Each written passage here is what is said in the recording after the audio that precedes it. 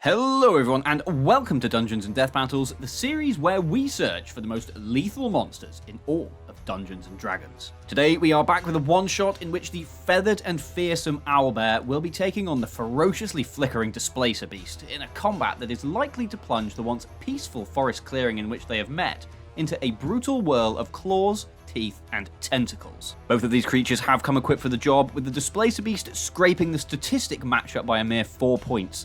The Owlbear, however, makes up for this with increased damage output potential, but the Displacer beast does of course have its displacement ability, which could prove troublesome in the matchup to come.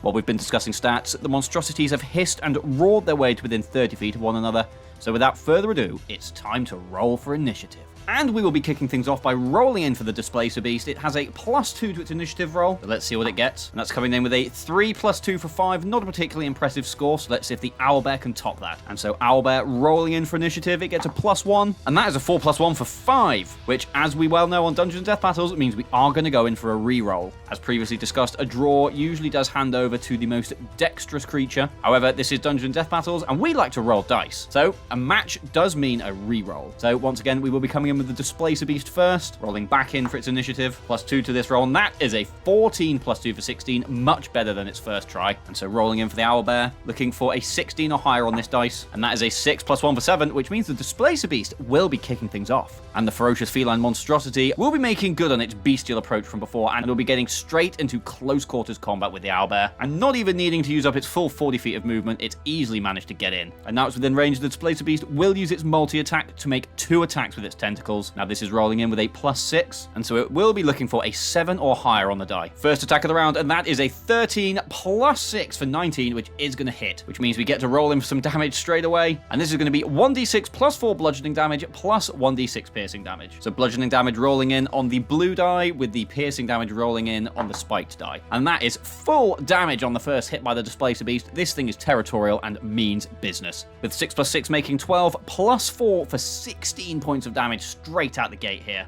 And that's taken the Owlbear from 59 to 43 hit points, with the Displacer beast still having yet another attack this round. So rolling in for attack number 2, and that is a critical hit. The Displacer beast has really come in meaning business. And so we will be rolling in these dice twice. Once again, same rules apply. Blue for bludgeoning, spiked for piercing. So rolling in the first set, and that's a 5 and a 1 for 6, +4 for 10, and rolling in again to get the critical damage. And that is a 4 and a 6 for 10 more points of damage, which brings that total up to 20 points of damage. What an absolutely incredible start for the Displacer beast, which has more than halved the Owlbear's hit points in just a single round of combat. And now the Owlbear is extremely unlikely to take such an affront lying down, and will be coming back in with its own multi-attack. First of which is going to be a beak attack, followed up with those raking claws. And the Owlbear is going to strike in with its beak. But as mentioned before, the Displacer beast does have its displacement ability, which does mean that the Owlbear is rolling on disadvantage to this. So let's see if it can make it. +7 to these rolls, and that's a 3 + 7 for 10, which is unfortunately not going to do it. Now it does of course have its claws attack, which it will be striking in with next. So claws coming in hot, raking towards the Displacer beast with only the most ill of intentions. But a natural 1 is going to mean that of course that completely misses, and the Owlbear is not going to be happy with that. But this does mean that we hand over the Displacer beast, and it feels like it's on top of the world at the moment. It is certainly making itself known as an apex predator of this forest, so let's see if it can continue on with its streak. Coming in, of course, with 2 more tentacle attacks. So rolling in with that first +6, and that's a 10 + 6 for 16, which will hit. So let's get some damage rolling in again. Blue bludgeoning, spiked piercing, and that's a 5 and a 1 for 6, +4 for 10 more points of damage. It is not looking good for the Owlbear as we roll in for attack number 2. But that is a 4 + 6 for 10, which does mean that the second attack just misses as it flies underneath the Owlbear as it rears up for another attack,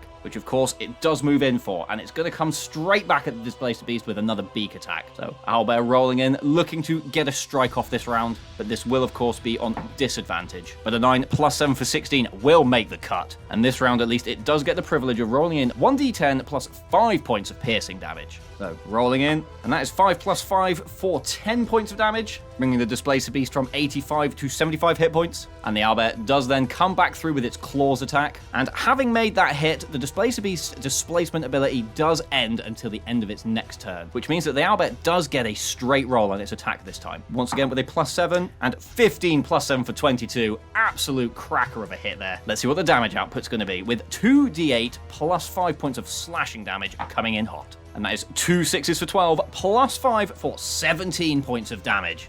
That is much more what the Owlbear is looking for here, and it is definitely still in with a chance of bringing down its foe. And with all that said and done, the Displacer Beast has now received some slightly more damaging injuries, and is going to want to wrap this battle up as quickly as possible. And so, of course, it will be coming back through with those 2 tentacle attacks. Rolling in with attack number 1, and that is a 2 plus 6 for 8, not going to do it. So, of course, rolling in for the second, and that is an 11 plus 6 for 17, which is going to make the cut. So 1d6 plus 4 bludgeoning damage, plus 1d6 piercing damage coming in. You know the drill by now. And that is a 4 and a 6 on the dice for 10 points of damage, plus that 4 modifier for 14 damage total, which is going to bring the Owlbear down to 0 hit points. As the Displacer Beast's tentacle lashes forth towards the Owlbear, managing to bash and slice some vital points as its foe collapses lifelessly to the ground, bloody feathers and fur covering the once peaceful clearing. And as the Displacer Beast howls forth its victory cries, I would like to thank you all very much for watching this video, and also a massive thank you to everybody for supporting the channel. Now, at the time of uploading this video, the Dungeons and Death Battles Season 2 Arena poll will have just come to a close, so I'll be counting all of those up and making sure that all the monsters that have been selected have been informed of their participation invitations. We will be back with a spin wheel very soon to determine which creatures will be facing off against each other in the qualifying rounds, so stay tuned for that one. And while you wait for the second season to begin, perhaps a rewatch of the first season of Dungeons and Death Battles is something to get you in the mood for the second, or perhaps there's a creature feature out there that may give you an idea for something that you would like to see participate in glorious D20 combat in the future.